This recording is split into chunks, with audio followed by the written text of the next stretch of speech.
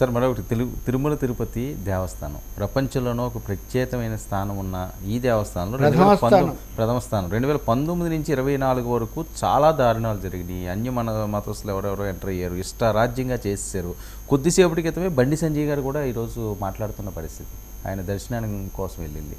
చాలా దారుణాలు ఇక్కడ చేశారు, ఇప్పుడు అది గాడిని పెట్టాల్సిన అవసరం వచ్చిందని. ఇంకా ధర్మారెడ్డి గురించి వచ్చిన ట్రోల్స్ వేరే చెప్పాల్సిన అవసరం లేదు, చాలా ఎక్కువ ట్రోల్స్ వచ్చినాయి. విజిలెన్స్ విచారణ కూడా ఆయన మీద చేపట్టడం జరిగింది. ఏంటి దేవాలయాల్లో కూడా ఈ రాజకీయ నాయకుల జోక్యాలు, లేకపోతే వీళ్ళు ఇష్టారాజ్యంగా చేయడం, భక్తుల మనోభావాలకు ఇబ్బంది పెట్టే విధంగా ఉండడం. తిరుమల తిరుపతి దేవస్థానం టీటీడీ అనే దాంట్లో అనేక సమస్యలు ఉన్నాయి. ఎవరు వీళ్ళు ఉంటే వాళ్ళు అంటుంటారు, వాళ్ళు ఉంటే వీళ్ళు అంటుంటారు. కాకపోతే ఇక్కడ రాజకీయ పార్టీలతో పాటు దేశంలో ఇప్పుడు మత రాజకీయాలు కూడా ఎక్కువగా నడుస్తున్నాయి కాబట్టి మతపరమైన కోణం కూడా చాలా ఎక్కువగా ఉంటుంది. మీ దగ్గర చర్చలు కూడా ఎక్కడ చూస్తున్నాను నేను, ఆ ఫలానా మతం ఆయన అక్కడ ఎందుకు ఉన్నాడు, ఇట్లా ప్రశ్నలు.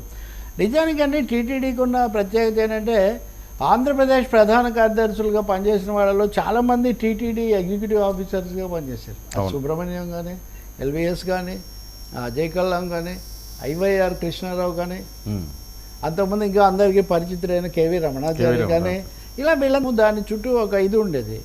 ఒక 10 ఏళ్ల నుంచి క్రమక్రమంగా చిన్న దగ్గర నుంచి మొదలుపెట్టి, ఉదాహరణకు మన్మోహన్ సింగ్ ప్రభుత్వం అవిశ్వాస తీర్మానంలో నెగ్గడానికి పార్టీ ఫిరాయించినటువంటి ఆయన వెంటనే దానికి చైర్మన్గా చేశారు, వెంటనే ఇంకా అది అయిపోగానే. సో ఈ పద్ధతిలోకి వచ్చింది.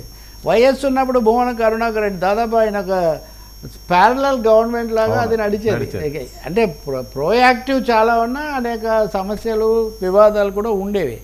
ఇంకా వైసీపీ టీడీపీ అన్న పద్ధతిలో ఈ వివాదం వచ్చిన తర్వాత ఇది ఇంకా బాగా పెరిగింది. ఇక్కడ అదనంగా దేశంలో మోదీ ప్రభుత్వం రావటము, ఇప్పుడు ఉదాహరణకు చెప్పాలంటే తప్పకుండా చాలా ఫిర్యాదులు ఉన్నాయి. నాకు అక్కడ కూడా ట్రేడ్ యూనియన్స్, అక్కడ కార్మిక సంఘాలు, ఇవన్నీ చాలా ఉద్యమాలు నడుస్తూ ఉంటాయి. చాలా వరకు బండి సంజయ్ గారి విహెచ్పినే అక్కడ ఎవరు అక్కడ ధర్మారెడ్డి ఉన్నా లేదా అంతకుముందు ఇంకొక ఆయన జవహర్ రెడ్డి ఉన్నా విహెచ్పి రాజ్యం చాలా ఎక్కువగా జరిగింది. వాళ్ళని బలపరిచే ఎన్ని సభలు, ఎన్ని సమూహాలు జరిగాయో లెక్కలేదు. ఇప్పుడు కూడా నిజానికి జనసేనకు బీజేపీకి మధ్యలో కూడా ఒకటి నడుస్తుంది. ఒకవైపు నుంచి భానుప్రకాష్ రెడ్డి, ఒకవైపు నుంచి కిరణ్ రాయల్. అవును, మీరు చూస్తారు, రోజు మీరు మీడియాలో చూస్తే చాలా పెద్ద, తిరుపతికి కూడా వెళ్ళక్కర్లేదు. అందుకనే చివరికి ఏమైంది, తిరుపతిలో అన్ని స్థానాలు ఎన్డీఏ కూటమి గెలిచింది, లోక్సభ స్థానం మటుకు వైసీపీ గెలిచింది. అంటే తిరుపతిలో ఒకటి కాదండి, మల్టిపుల్ కాంట్రడిక్షన్స్, బహుముఖ వైరుధ్యాలు పనిచేస్తున్నాయి. మఠాలు, ఏ మఠం ఎవరిది ఎందుకుంది, ఇవన్నీ చాలా వాటికి జవాబుదారీతనాన్ని పెట్టాల్సిన అవసరం చాలా ఉంది తిరుపతిలో.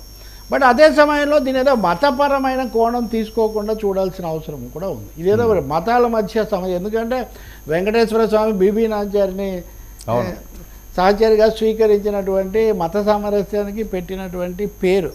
మూడోదండి, అది ప్రపంచ స్థాయి ఇదంతా పేరు రావడానికి దీంట్లో మామూలు కార్మికులు, ఉద్యోగులు దాన్ని పరిశుభ్రంగా అందంగా ఉద్యానవనంలాగా తీర్చిదిద్దడం, ఈ పాత్ర చాలా ఎక్కువగా ఉంది.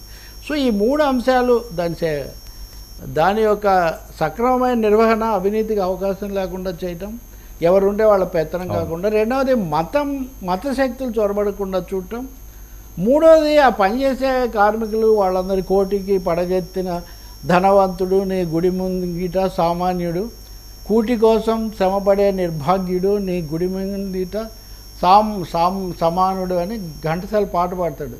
7 కొండల వెంకటేశ, 3 మూర్తుల తిరుమలేశ అని. కాబట్టి అక్కడ పొడుగు చేతులు పందేరం అయిపోయి ఆఖరుకు అక్కడ పూజారి, పెద్ద పూజారి గారు ఎవరో గెస్ట్ హౌస్లో నామకరణమో ఏదో చేస్తామంటే అక్కడ ఈ విగ్రహాన్ని తీసుకుపోయాడు అనేదాకా వివాదం నడిచింది. పింక్ డైమండ్ వివాదం నడిచింది. అక్కడ ఉన్న అదేమనాలి, ఆ పోర్టు దగ్గర ప్రతిదీ దీన్ని ఇప్పటికైనా ఎక్కడో చోట ఈ నిజమైన అంశాలేమో పరిష్కరించడం, అనవసరమైన పక్కన పెట్టడం, ఆ సామరస్య వాతావరణాన్ని కాపాడడం, ఇవి 3 కూడా ముఖ్యంగా పాటిస్తే మంచిది, సరైనది. ఎందుకంటే మళ్ళీ మనం చంద్రబాబు నాయుడు గారి దగ్గరికి వెళ్ళొచ్చు, విశాఖలో కాదు, ఆయన తిరుపతిలోనే బయలుదేరారు. నేను ఇక్కడి నుంచే మొదలు పెడతానన్నారు. కాబట్టి ఆ మొదలు ఒక సమస్య తప్పకుండా అందరూ సంతోషిస్తారు. అక్కడ ఆధ్యాత్మికవాద ప్రాబల్యం ఉండకూడదు, మత శక్తుల ప్రాబల్యం కూడా ఉండకూడదు. సార్, వైఎస్ జగన్పై తప్పుడు ప్రచారాలు